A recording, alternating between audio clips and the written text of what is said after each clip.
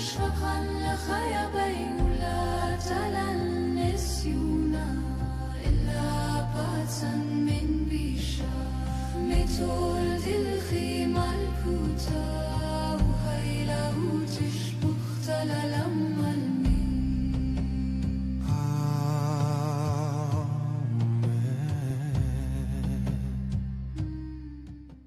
So this morning, I'm with Madees Khoury of the Taybeh brewery in Taybeh, Palestine. Very kindly has agreed to be a guest here and just to tell us a little bit about your life and about Taybeh and about what it's like to own a brewery and to run a brewery and what life is like in general in Taybeh at the moment, which we've already touched on outside of the interview, but we'll come back to. So, Madees, thank you again, and over to you. Thank you. So I mentioned on Saturday how we started the business, and I grew up in the brewery since I was 9 years old, and I was the first one from my generation to graduate from college in Boston and move back and work with the family full time. So I've been here for almost 20 years. I help manage the business with my father and my uncle and my brother, and the first and only female brewer in the Middle East. So I enjoy making beer. I enjoy drinking beer.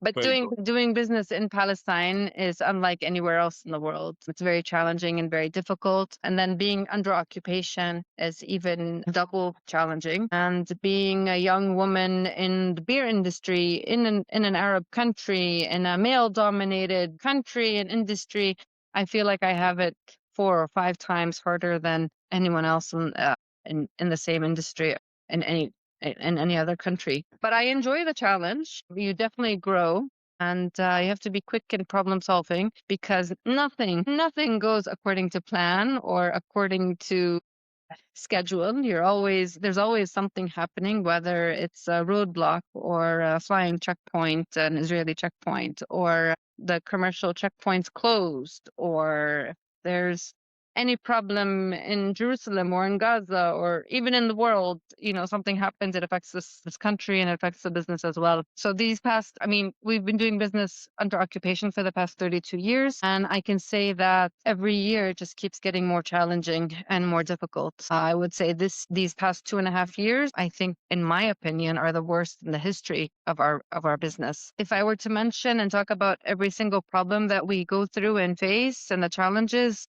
we would need hours to talk about what we go through. But we have a problem. For example, water is one of our biggest problems in Palestine. According to the Oslo Accords in 1993, Palestinians it was supposed to be a 5-year contract or a 5-year agreement or a transition period, but then that never happened. And the 5-year transition period continued to be 32 years or 33 years. And so we signed off on a certain amount of water from the Palestinian water, and the Israelis steal the rest of the water, the Palestinian water, for their settlements around us. And if my numbers are correct, at that time, we get 15% of the Palestinian water and 85% of the Palestinian water is stolen. And as a brewery, you need 95% of the beer is water, and we get limited amounts of water. So in the wintertime, we had water coming from the spring 3 times a week. In the summertime, it was once a week and then slowly became once every 10 days. Some cities and towns got it once a month. That's why we have black and white tanks on the roof of the buildings to collect the water when it does come from the spring and to save enough water for the next time it comes. But as a brewery, it was never enough. We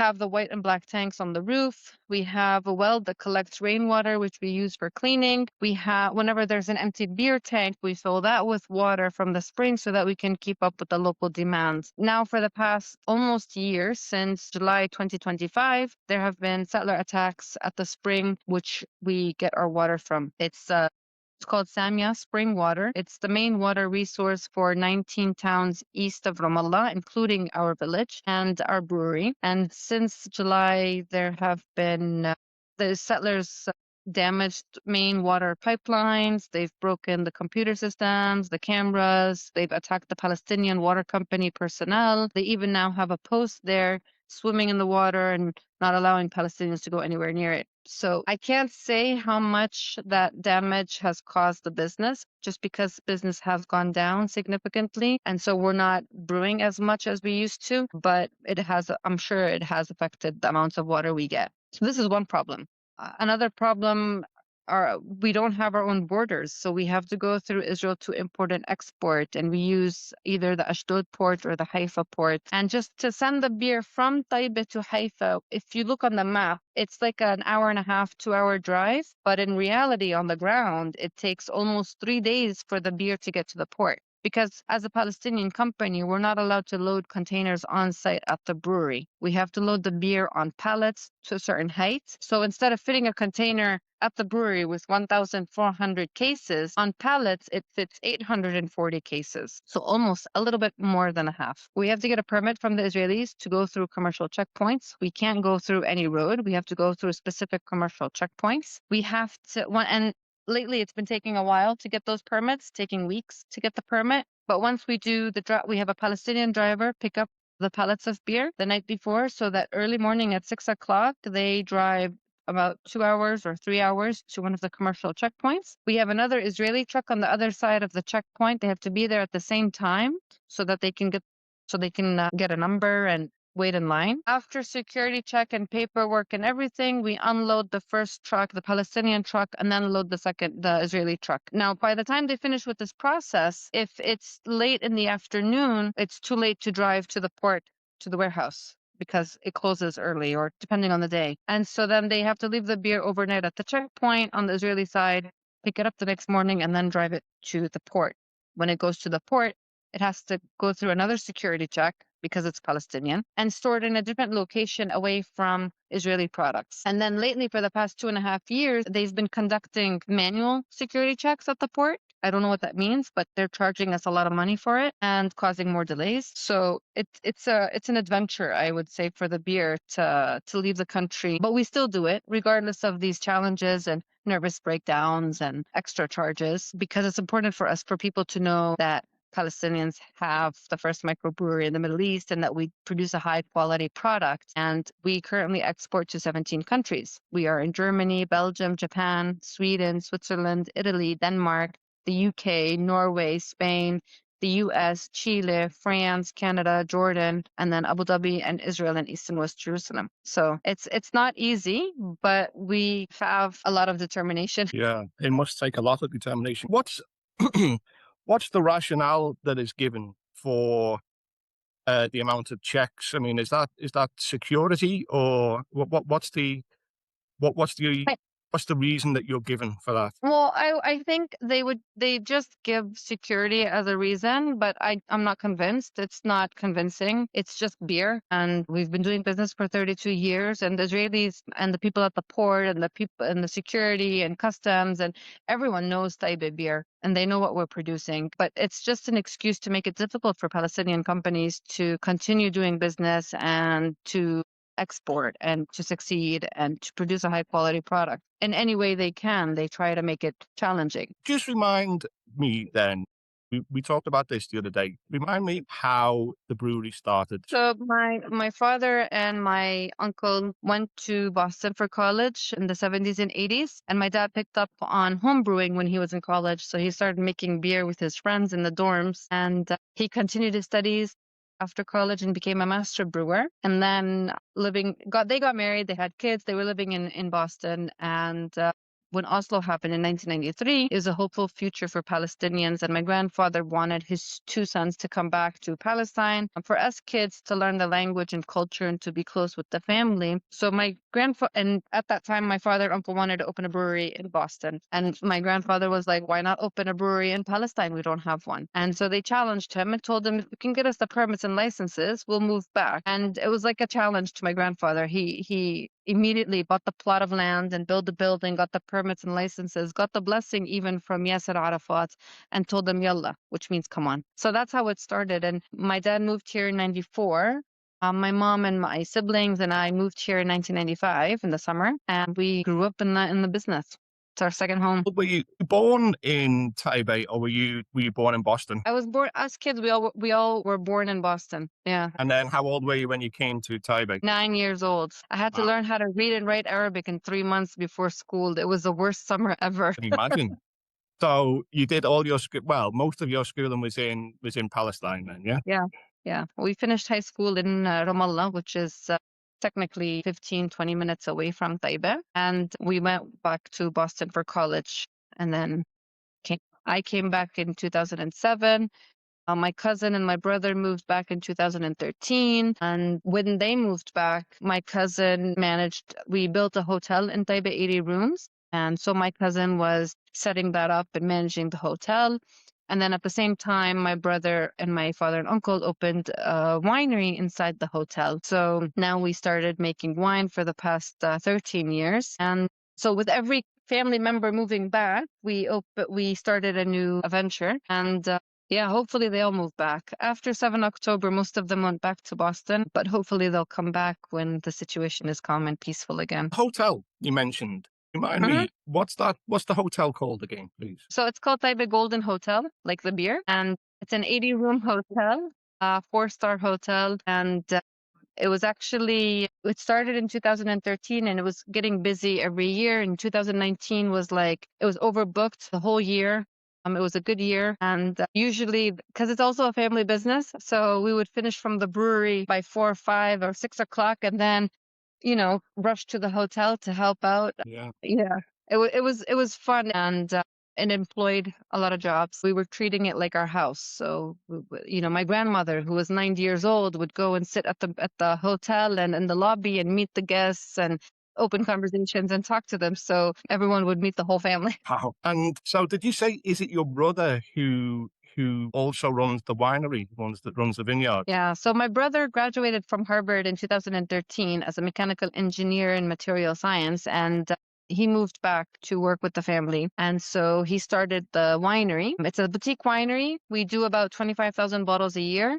My brother works with local Palestinian farmers from nearby towns. So he has a good relationship with them and works with the vineyards. He does a variety of wines. He works with international varieties grown here in Palestine, but he also works with indigenous grapes in Palestine. Yeah. And he does really good wines. And after that, he went to UC Davis in California and became a master brewer, and he studied vintology, and then moved back again here, started making all these funky brews that we do. He's introduced the IPA in 2017, which is now our number 2 best-selling beer. He does beer with the za'atar, sumac, Arabic coffee, hot chili peppers, prickly pear, farmhouse ale. Like, he does all these funky beers. And yeah, and then he went back to Stanford. He got his master's in business at Stanford, came back again, got married, has a baby now. And so he's the pride and joy of the family, and hopefully. Just for my own interest, I suppose, what's the indigenous grape around there? So actually, there are 21 indigenous grapes in Palestine, only grown in Palestine. And winemaking has been going on for at least 9,000 years. And he currently works with 2 varieties, one red wine called Bituni and another white grape called Zaini. And they're both from Hebron. Very nice wines. He does dry wines, but he has the very dry wines and the least dry wines. And the local varieties are the least dry wines. But they're very interesting because you won't find it anywhere else except at our winery. And is that available? Is that on an international market, those domestic grapes? You can actually find them in London. Our agent Nadim. Yeah. Yes. My brother named the wine Nadim after my father, because my father's name in Arabic means your drinking companion, the person you drink with. Really? So, yeah, the man was born to make beer and wine. So that's what Nadim means. Yeah, that's what Nadim means. Yeah, but our agent in London actually carries our wine and beer, and they sell online and through their retail stores. Going back to what you were saying about Sun and Stone, this is a beer that was introduced here in the UK with, who was it that you work with in Scotland to introduce that? So actually, Sun and Stone was our first beer collaboration with a brewery called Brewgetter in Glasgow. And the co-founder of Brewgetter, James Hughes, had read an article, I think, through The Guardian a few years ago. And then he reached out to us, I think it was a little over a year ago. And we were talking back and forth, him and my brother and I. And it felt good. It was our values aligned and as companies. And it was a project that my brother and I worked really hard on, and it was a huge success. It's a Mediterranean style lager, very refreshing. It's 4.5% alcohol. Has a golden crisp taste to it. Very enjoyable for a nice weather, nice day, you know. And we named it Sun and Stone because of the lots of sun that we have in Palestine, and the limestone in the area where we are was very rich. And yeah, it was a very nice project. All the proceeds went to the DEC and Palestinian communities and people in Taybeh. And so it was a very meaningful project. And hopefully it's still available through Brewgooder's website, but also it entered 1,600 co-op stores all over the UK. Yeah. And people are enjoying it. I mean, they're not just buying it one time just for the taste, but also repurchasing and buying it. So it's great to see that support. I had a great time. I was there for the launching event last September, and it was my first time in Scotland. So I had some time to walk around and visit and meet the team behind Brewgooder and just meeting everyone. It was a great event. The support was emotional. I got emotional because walking in the streets in Glasgow, you know, I would see the Palestinian flag almost everywhere, and the demonstrations in the parks. It was, it was very nice. You would. So you got a warm welcome in Glasgow. I did. Yeah, I would definitely do it again. Yeah, it's a great city. So you know the other beers that you produce in Taybeh, are they available in the UK? Are they ever exported to the UK, or are they more they're exported to the UK as well? Yeah, so we export our golden, our IPA, our non-alcohol, and white, and I think the amber as well are available in London. Yeah. Or online, presumably. Online, yes. Do you ever get any problems? Say the Palestinian Authority, where you live is a Christian village, but obviously it's a majority Muslim country, or majority Muslim region. Is there ever any problems with that when it comes to producing alcohol? Is that ever problematic, or is that just not really an issue at all? Well, in my opinion, Palestine is one of the most liberal Arab countries.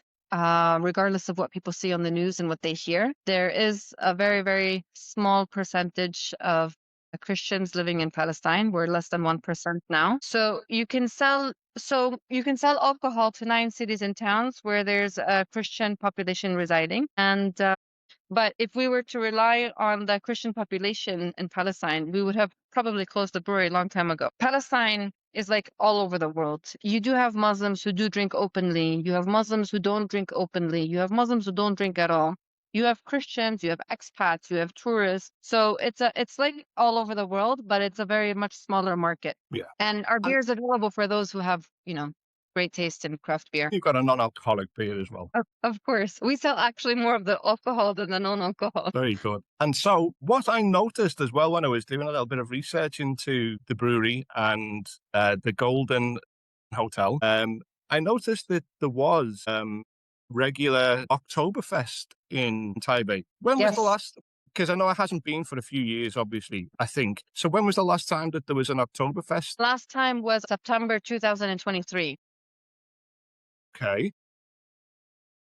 Usually Oktoberfest, we organize Oktoberfest either September or October, depending on the Jewish and Muslim holidays. So in 2023, we made it in September, just I think it was 2 weeks before hell broke loose. And we were very lucky. It was one of the most successful events we've organized. Oktoberfest, we started organizing Oktoberfest in 2005. My uncle became mayor in Taybeh, and my father always wanted to do an Oktoberfest. And so together with the municipality and the brewery, and the Boy Scouts and the women organizations, they launched the first Oktoberfest in 2005. So it started off with 1,000 visitors, and every year just kept getting bigger and bigger and bigger. Now we host over 10,000 people in 2 days. And again, Taybeh is very small. We have 1,200 people living here. So to host over 10,000 people, you can't imagine how much that boosts the local economy of Taybeh, Palestine, how much,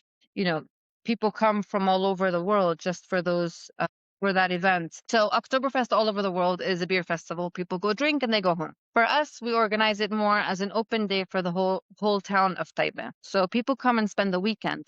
They stay at the hotels, they rent rooms, they camp in the mountains, they visit the old city, visit the old churches. They just walk around town and support local businesses in town. And then in front of the brewery, we have all the activities happening. We have live bands playing Palestinian hip hop, rap, rock, reggae music, traditional music, folklore dancing. We have the woman organization selling homemade products. We have the local restaurants making food. We have falafel, shawarma, pork sausages, burgers, pizza. It starts at 1 o'clock in the afternoon. We have face painting, games, clowns for kids. So it starts off as a family day. And then at night becomes this huge party. It doesn't matter if you speak Arabic or you don't speak Arabic, whatever your religious beliefs are, whatever your political views are, whatever your background is, it doesn't matter. Thousands of people come together.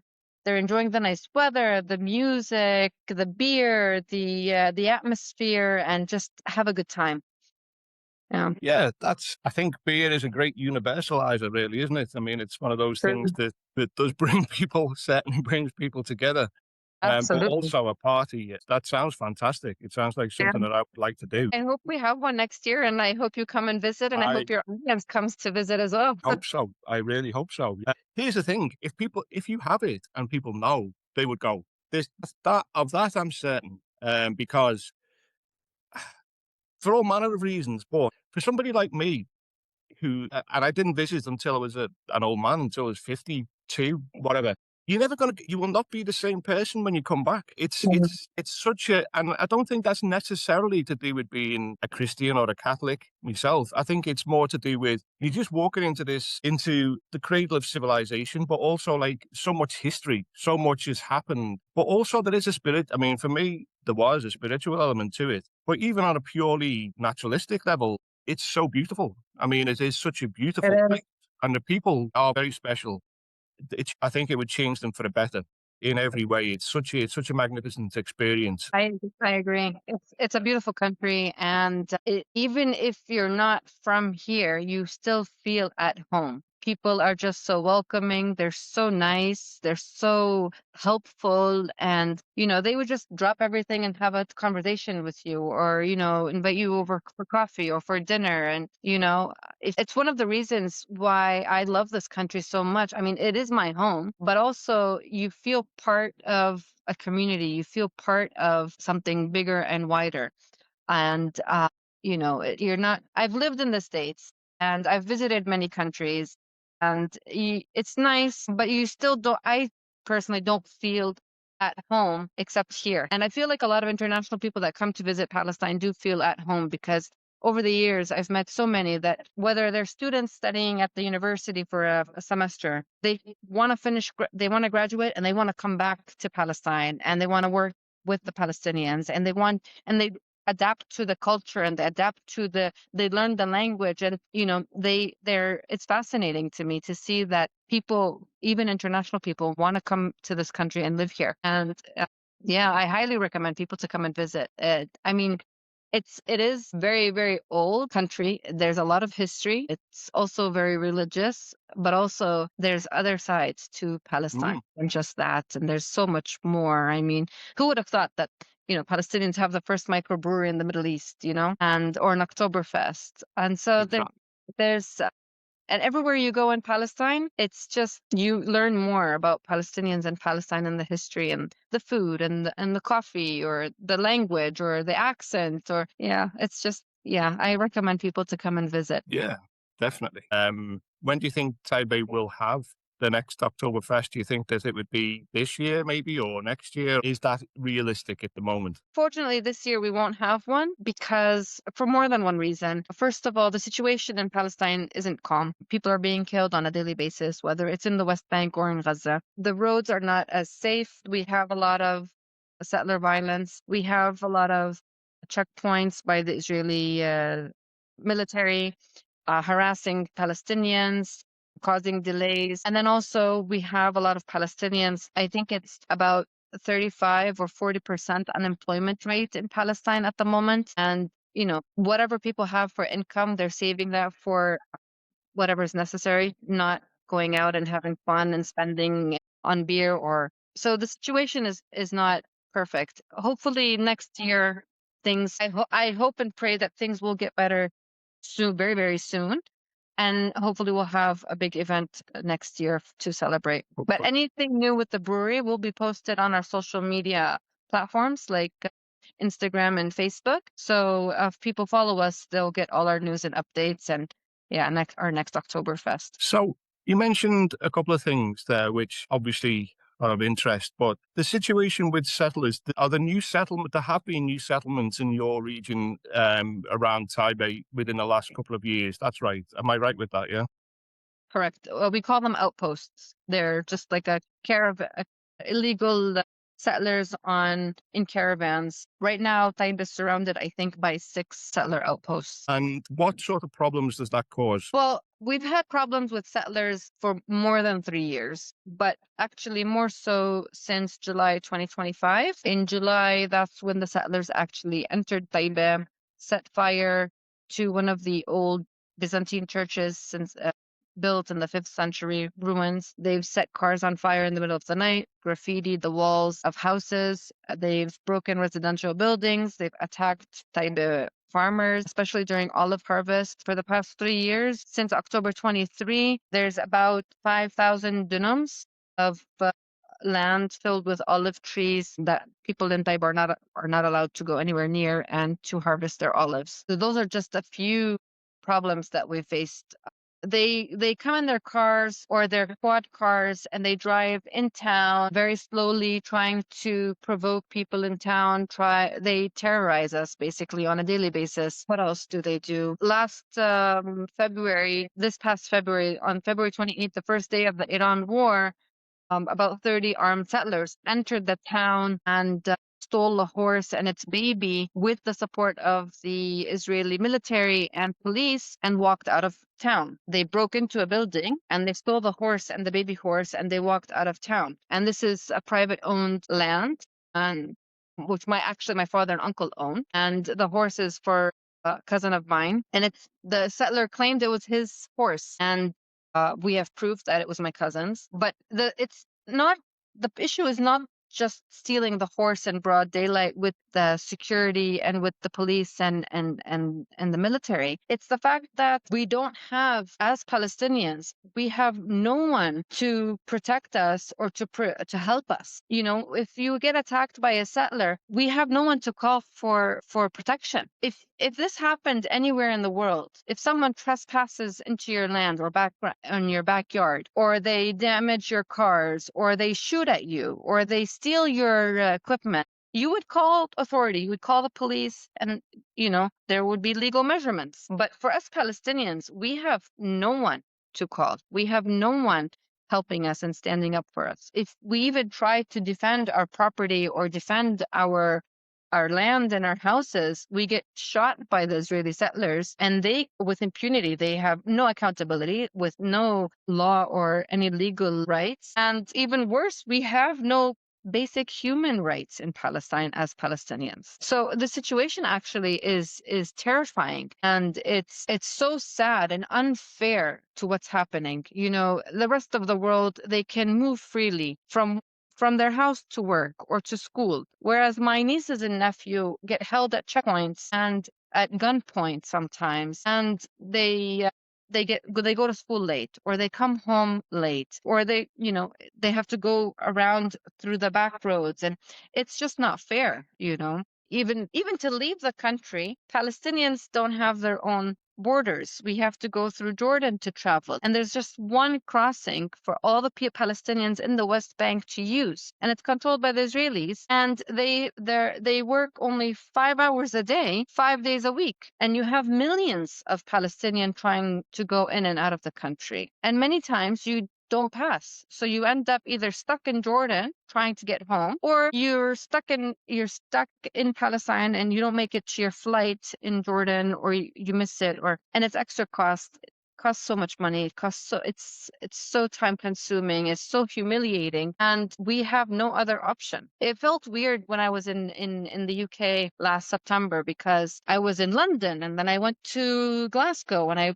took the train to Edinburgh and went to Manchester, and then it felt weird, because even though I've lived in the States and I've traveled all the time, but last September was very weird for me. I had just a weird feeling that people are just living normally and moving around easily. Oh, you want to go to, this town, you just book a train and go, or you just online. And we don't have that here in Palestine. I mean, if our drivers, if they go to one town and finish all their deliveries, it's considered a good day, It's not fair. And even before October 23, that this restriction of movement was the same, or at least there was restriction in movement. There was restriction of movement for sure, but if we compare before October 7th to now, it was like, oh, we were actually moving around. I mean, it's so sad that even at that time, we were restricted to move freely, but we were able to. And now it's like it's really, really difficult. But even before October 23, say if somebody from Taybeh wanted to go to Jerusalem, for example, because it's like East Jerusalem. Palestinians, you need a permit to go to Jerusalem, whether it's to go pray for a holiday or to go visit the old city, or just to go to visit Jerusalem or family. It was possible before 7 October because a lot of Palestinians, you had over 200,000 Palestinians had work permits to actually work in Israel. And then you had people, whether it was for health or for work or religious permits. So people were moving in and out to Jerusalem and to Israel. But even it was still restricted. You can't go through any road. You have to go through a specific pedestrian crossing. You had to go through security check. It's like going through the airport, even worse. And then you're not allowed to drive in Israel as a Palestinian because they don't recognize your Palestinian driver's license. So you're only obliged to go through public transportation or have someone drive you around. And then your permit was for certain hours in the day. So I mean, it was still restricted, but you still had that chance. Now, since 7 October, for example, my business permit has been revoked. Not just mine, everyone, all Palestinians in the West Bank, most of their, 99% of our permits were revoked. And so you have a few doctors and nurses that still work in Jerusalem or in Israel, but everyone else doesn't. And I haven't been to Jerusalem. I haven't gone to the Holy Sepulchre. I haven't been able to visit my customers for more than two and a half years now. Yeah. Okay. And you mentioned the outposts illegal. That's illegal under Israeli law, illegal under international law. Legal international law. Legal international law. The Israelis don't recognize any of the international laws or any of the UN regulations. They don't comply to anything. Even the Oslo Accords, or the Paris Protocol agreements, they don't abide through any of those agreements. Well, my understanding is that under Israeli law as well, these outposts are regarded as illegal. Suppose then is how much of this is policy and how much of this is just people acting on their own behalf with impunity? And I know that there's a very fine differentiation between those two things, and how much of it is just due to people who are taking the law into their own hands, albeit with the backing of the security forces. Yeah, the settlers' new outposts and the new settler attacks and the escalated violence in the West Bank by the settlers, they've been given the green light from the Israeli government, from the extreme right-wing government. Ben-Gvir, the Ministry of National Security, has given them weapons for free, and basically they have the approval from the government to do whatever they want, and the government supports them by giving them electricity and water and giving them houses and giving them weapons and giving them the military defense, and they just do whatever they want. They've stolen over thousands of sheep from Palestinian shepherds all over the West Bank. And they've stolen thousands of dunams of land from Palestinians. They've uprooted and burnt hundreds of 100-year-old olive trees, Palestinian olive trees, and they just keep stealing and attacking the Palestinians. They're terrorizing us on a daily basis. Their mission, I feel like their mission is just they're put there to do all the dirty work of the Israeli government, to terrorize the Palestinians, to make it difficult for us to continue to do business, to actually just go on with our daily lives, and to leave the country. And unfortunately, it's working because you have a lot of Palestinians in the past 2.5 years that have left the country. I don't blame them. They want security, they want protection, they want to live a peaceful life, a less stressful life. And it's sad because the ones who are motivated, the educated, the hardworking, the people who are able, they're the ones who are leaving, and you don't want those people to leave. You want them to stay and continue to build and to work for a better future. And these settlers, they say they're religious, but they're not religious when on Friday, Saturday, they're out in the streets, out and about, and not respecting their Shabbat. They steal, and I don't know what religion gives you, the permission to steal and to attack and to be violent and terrorize other people. And it's actually pretty scary. And do you think, I mean, with a change of government, would that situation change Israel? That's a tricky question. I don't know. I mean, I'd like to be hopeful and to think that if there were elections, September, October, and there is a new government, perhaps at least the minimum would be stopping the settler violence. But as long as we're under occupation, there will never be peace in this country for no one. We have no rights, we have no protection, and I don't see peace if we're still under occupation. Is there a police force, for example? I mean, say if it's non-settler related problems, does the Palestinian Authority have any sort of security force or police force that is able to deal with that? And if so, I'm guessing are they not allowed to deal with the settler violence, or how does that work? So when there's anything that has to do with settler violence, the Palestinian Authority or police have no control. They are not allowed to be anywhere around the situation or interfere. When it's a Palestinian problem with a Palestinian problem, we do have Palestinian police. I guess their job is limited as well, but we do have some sort of law, but it's not as strong and hardcore like anywhere else in the world, probably. But again, if anything happens, you also sometimes when there's a problem with the Palestinians, let's say a Palestinian have a problem, most of the times the Palestinian police need to get approval. For example, in our area, in Taybeh area B, supposedly, they need to get approval from the Israeli Authority to come in and to try to resolve the issue. You know what I mean? So they still can't move around without the Israeli Authority approval. Yeah.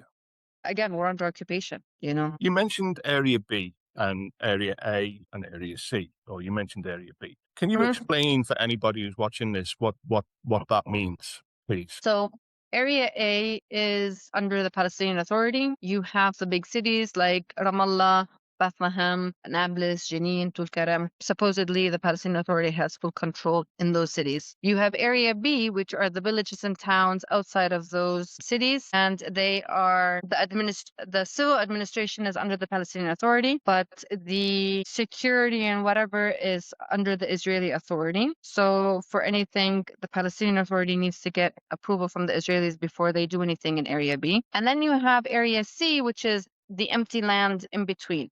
Now, empty land, I mean no buildings, but it could be property owned by Palestinians.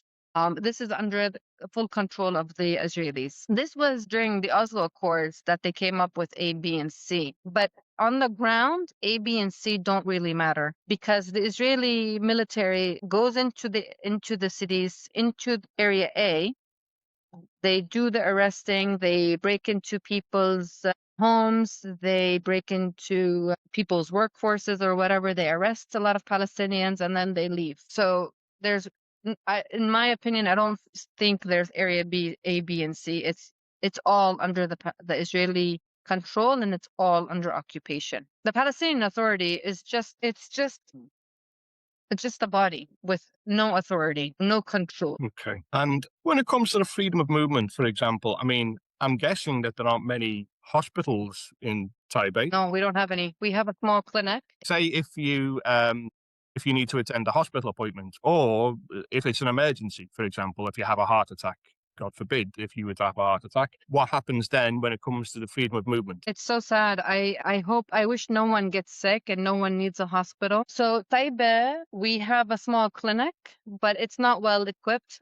EKG machines, they need a lot of new stuff. It needs to get updated. But for example, if someone needs to go to the hospital or rush to the hospital, then 2 towns next to Taybeh, there's an emergency center. But also, if they need a hospital, they would have to drive to Ramallah, which is the closest city, and which is, if the roads are open with all the roadblocks, and if this one road that we use to go to Ramallah is open with no checkpoints, it would take about 30 minutes or 30, 40 minutes to get to the hospital. But if there's a roadblock or if there's a checkpoint, it could take even longer. It's so sad, the medical attention that people get here in Palestine. It's so sad that, because I compare it to the US, because my grandfather got sick in the US and we would go visit him in the hospital, and you would see it was so easy, and the treatment was the best of the best. But here as Palestinians, they have to make do with whatever they can, even in the West Bank, not just in Gaza. And it's just hard to even get to a hospital. Many times I hear stories of ambulances getting stuck on the checkpoints, or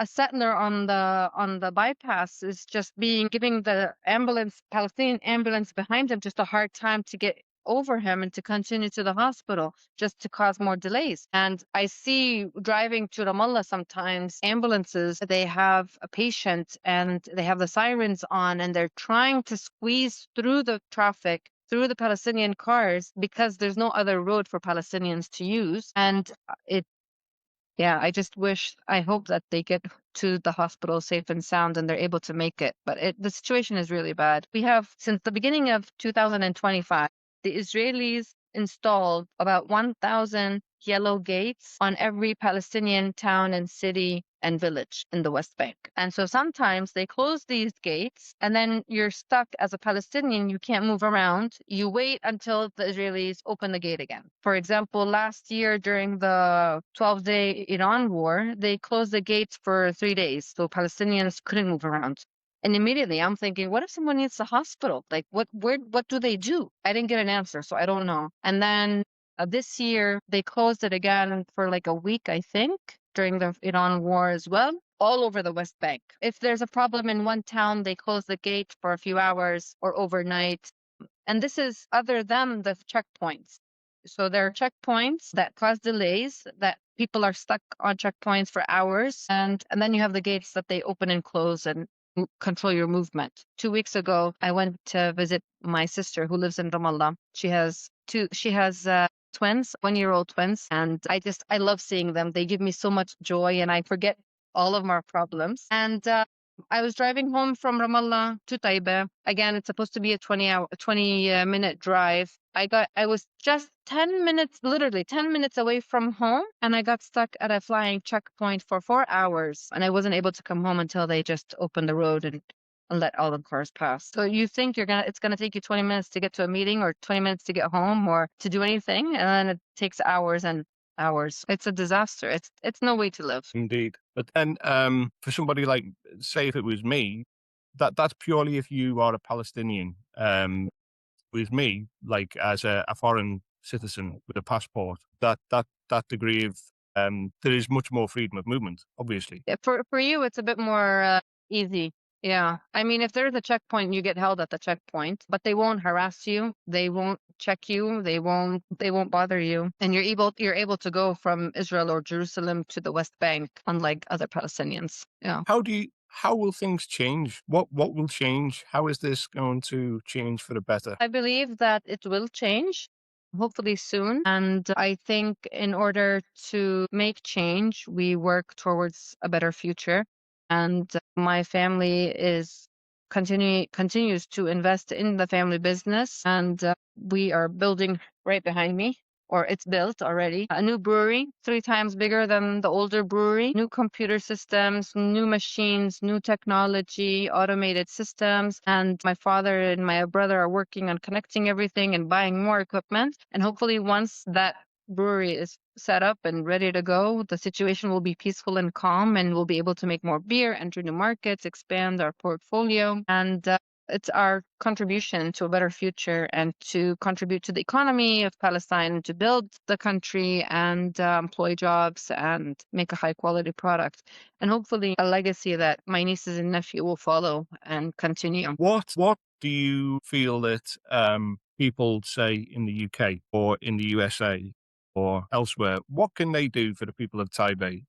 Or put it even a larger question, for peace in the region in general, rather than just for Taybeh, obviously. What would be your advice? What would be your recommendation? Well, I think for starters, I welcome everyone to come and visit Palestine and talk to Palestinians and hear their stories and see and experience what we actually go through.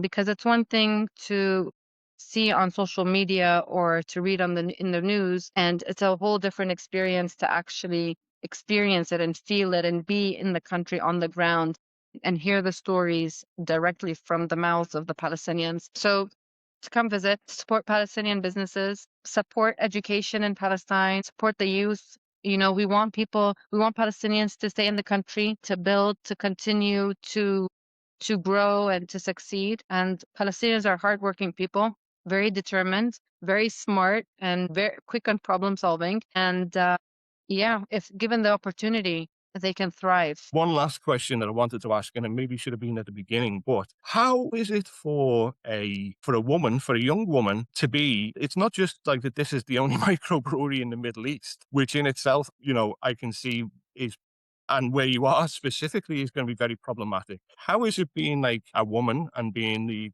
and running that business? How is that?